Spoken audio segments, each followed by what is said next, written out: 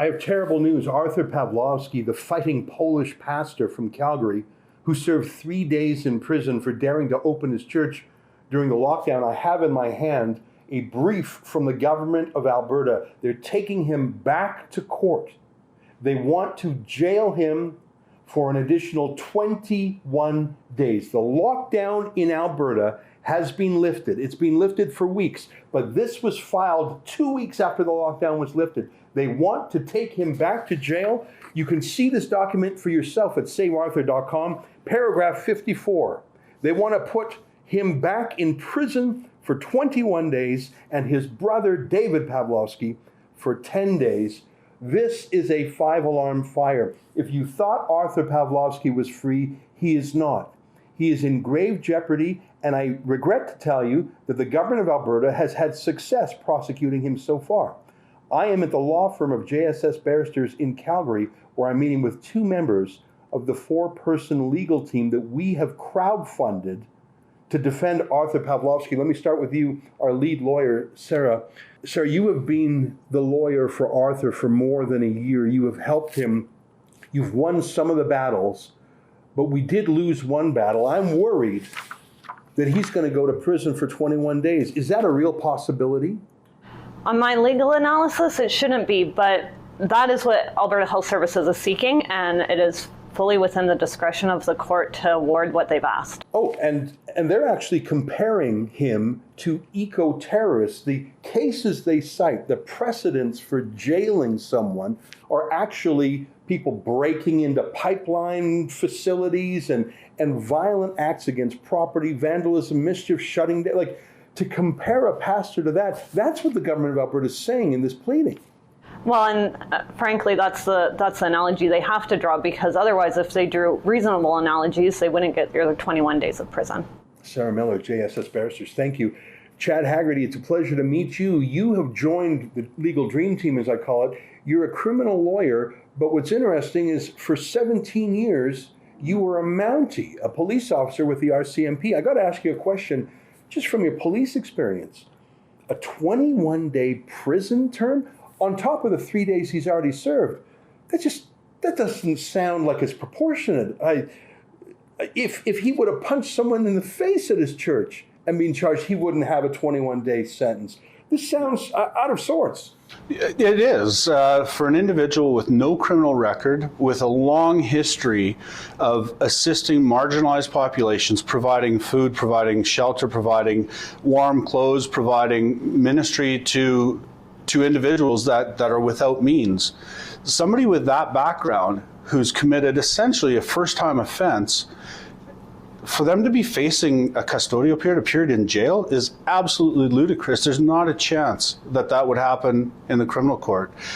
Ideally, if things go the way we expect them to, it won't happen here. But as Sarah said, that decision is within the power of the court. I read this document by the Alberta government. It's 27 pages. I have to tell you, it scared me because they are deadly serious. They have 2 government lawyers. Not only do they want to put David and Artur back in prison, they want them to pay for the cost of their whole prosecution. Have you ever heard of Christian pastors who have no criminal record? Have you ever heard of this before in Canada? Like, this feels like something from communist China or Iran or something. Like, this feels so un-Canadian and unfree. Am I missing something?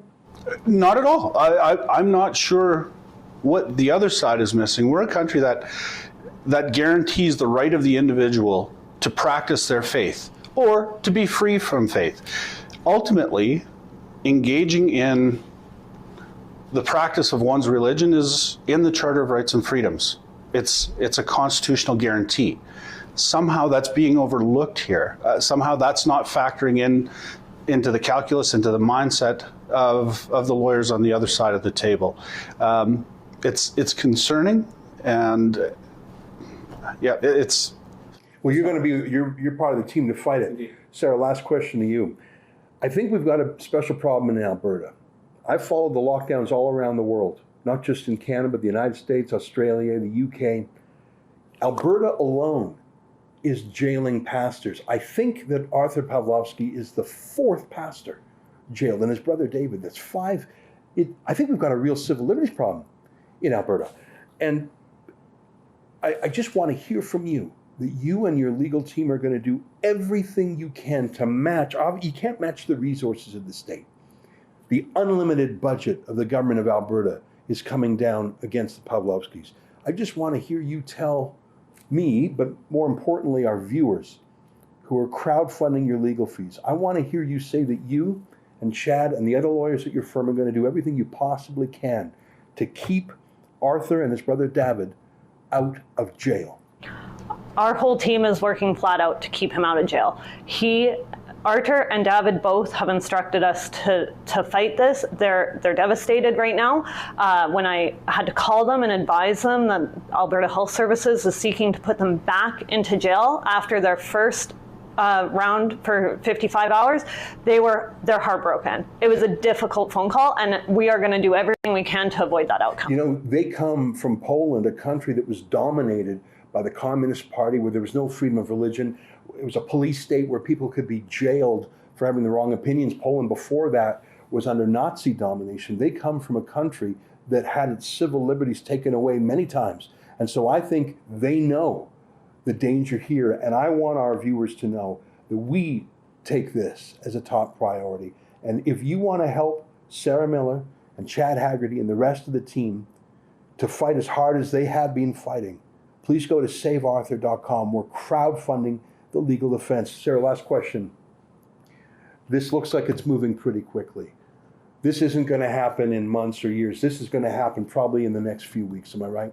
Absolutely. Yeah. I mean, we don't have actual dates set right now. We're still sorting that out now with the court. Dates, right? Yeah. We're going to be back in on Tuesday, and then we're going to be flat out for a number of weeks. I imagine that we'll be done all of this by end of August. All right. Well, it's good to talk with you. And let me say to our viewers, I believe that this legal team will do everything and anything they can. And we have instructed them to leave no stone unturned.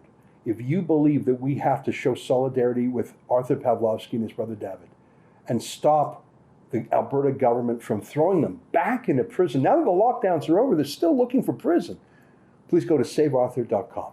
Thanks. The government of Alberta wants to throw Artur Pawlowski back in prison for 21 days and his brother for 10 days too, even though the lockdowns are over. This cannot happen. We're crowdfunding his legal defense. Please go to savearthur.com.